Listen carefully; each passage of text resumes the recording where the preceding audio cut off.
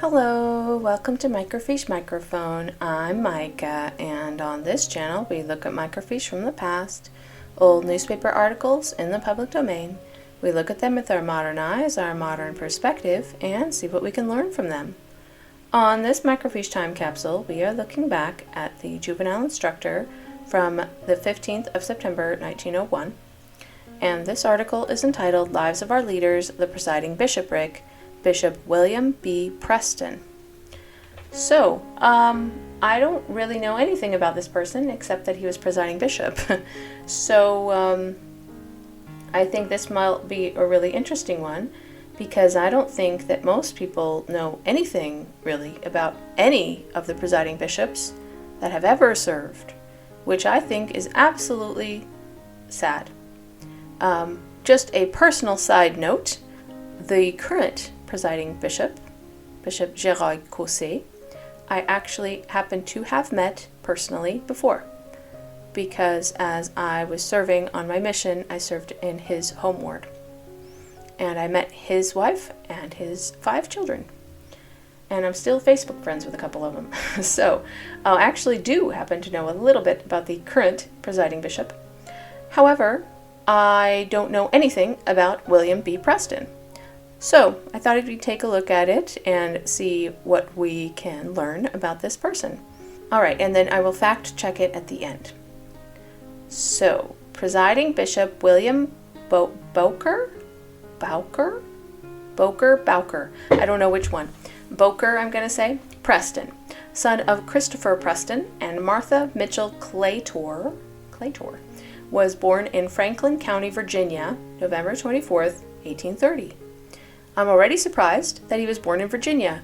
I mean, how many members of the church back in those days were born in Virginia? I'm just saying, there weren't that many. So, already unusual.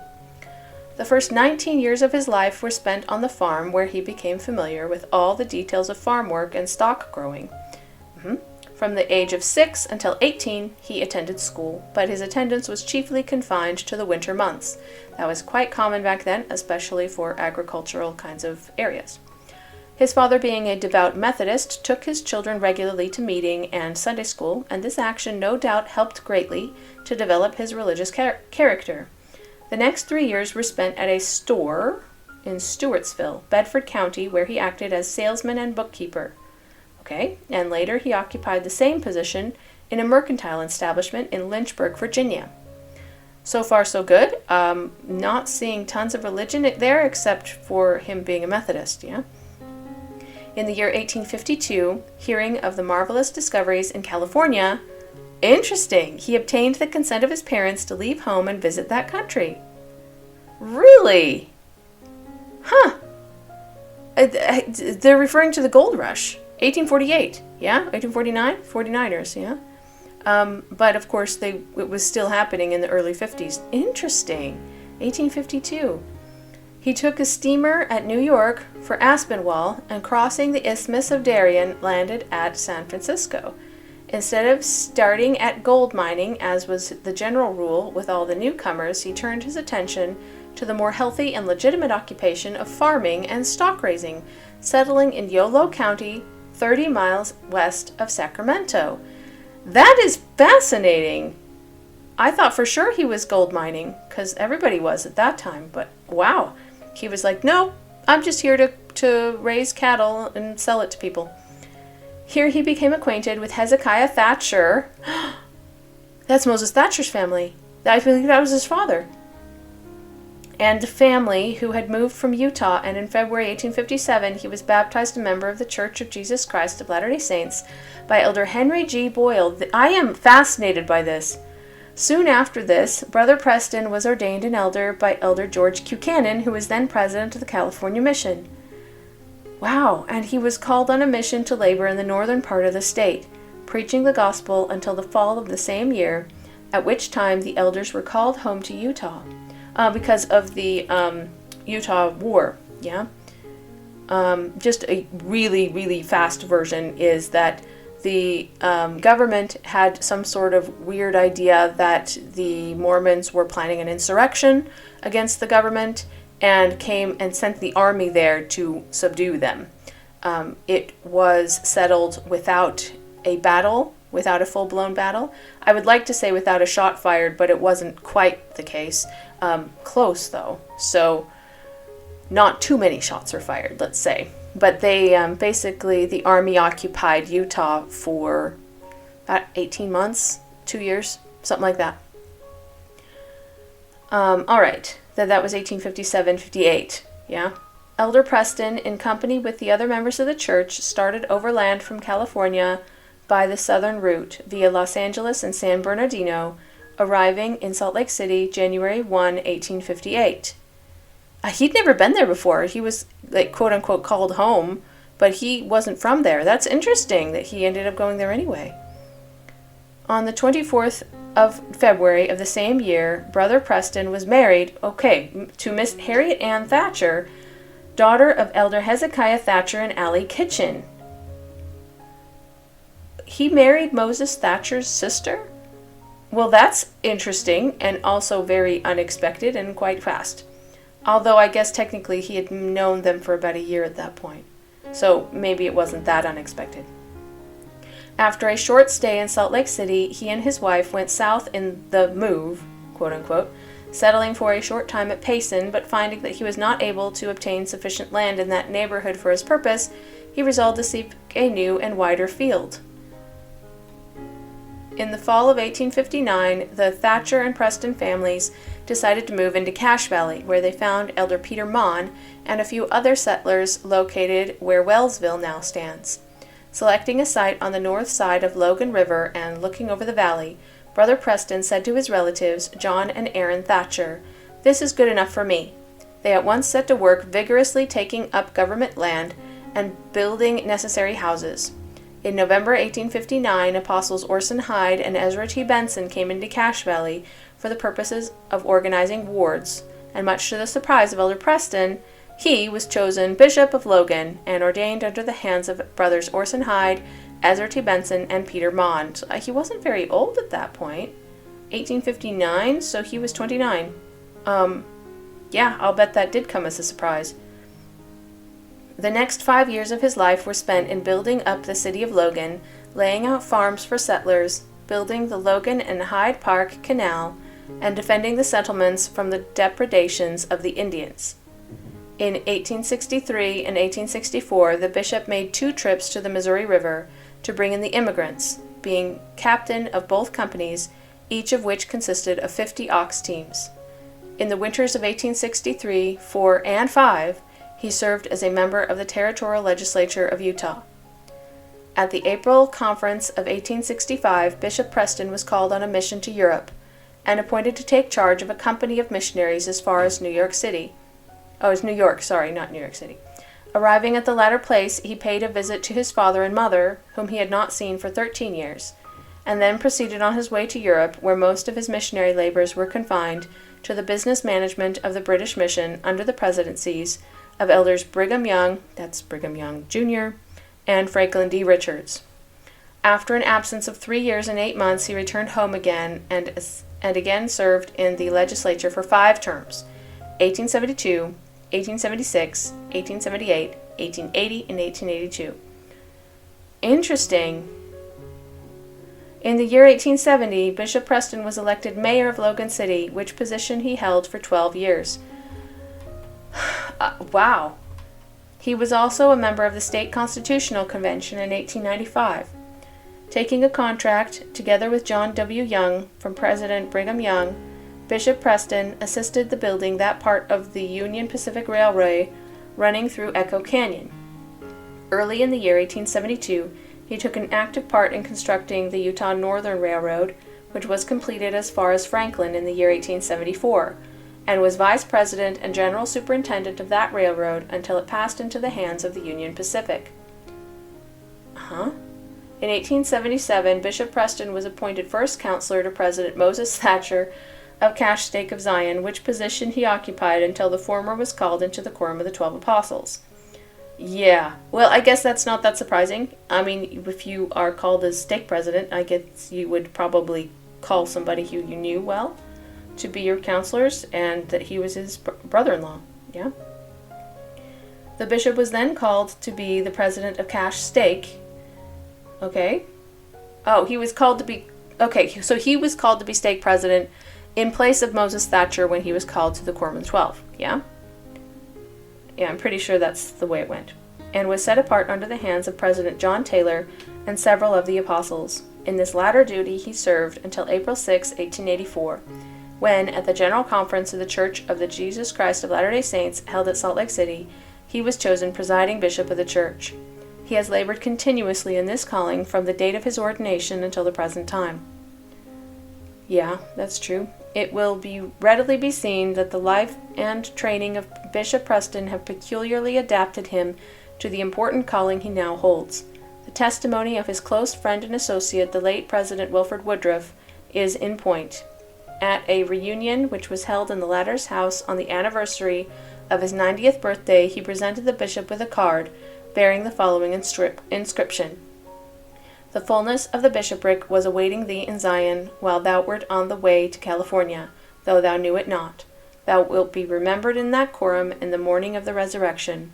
Great will be thy reward. Wilford Woodruff." Wow. Bishop Preston has been closely associated with the educational and material developments of the Latter-day Saints. For many years he has been chairman of the executive committee and one of the trustees of Brigham Young College of Logan, in which institution he takes a fatherly interest and pride. He has been vice president of the State Bank of Utah since its incorporation, president of the Provo Woolen Mills Company, president of the Nevada Land and Livestock Company, vice president of the Rexburg Milling Company, president of the Central Mill and Elevator Company of Logan. In fact, Bishop Preston has always taken an active interest in all movements of a religious, social, financial, and political character pertaining to the development of the Latter-day Saints and the state in which he lives. This is unsigned. I hope that this is accurate because a lot of the unsigned ones have not been. But if it is accurate, I can already say that is quite an impressive resume there. So it sounds like he was very close to the Thatchers, since his wife was a Thatcher. And it sounds like he was very interested in building up things. So that's why gold mining wasn't interesting, because that's kind of taking things out. But he wanted to build things. So he wanted to build up a ranch. He was building up also when they say mill and elevator company, they're talking about grain elevators. I don't know if you're aware of that. They're not talking about regular building elevators. So a grain elevator is keeps the grain, you would put grain in the bottom of it, and it would raise it up to a higher level so that you could store it more easily, keep it away from the animals that could get into it. Anyways, so that's interesting to me. I found that really fascinating. So it sounds like he was very interested in agriculture and was a little bit on the adventurous side, because how many people would just up and move far, far away from home like that? I don't think that's common. And he clearly was very close with the Thatchers. Wow. That's not at all what I was expecting. I guess I was expecting something a little more average, as far as the other biographies we've looked at have usually been something this person was born in Utah and they were in charge of this, that, and the other, and they went on a mission, they came back, and then they got called to whatever it was that they were called to do, and they've done it ever since. That's basically the general outline of most of the presidency of the 70, and anyways, so I just kind of felt like he was probably going to be one of those. I was really surprised to see that he's from Virginia. Just that fact alone was very unusual. So let's do some fact checking. I sincerely hope this is true, because I would feel bad if they got all of the details wrong. William Bowker Preston. That's such a weird middle name. Born November 4th, 1830, died August 2nd, 1908. Was the fourth presiding bishop of the Church of Jesus Christ of Latter-day Saints, LDS Church, between 1884 and 1907. It's not too long. We'll just go ahead and read it. Biography. Born in Halifax, Franklin County, Virginia, Preston was raised on a farm, but at age 19 became a store clerk.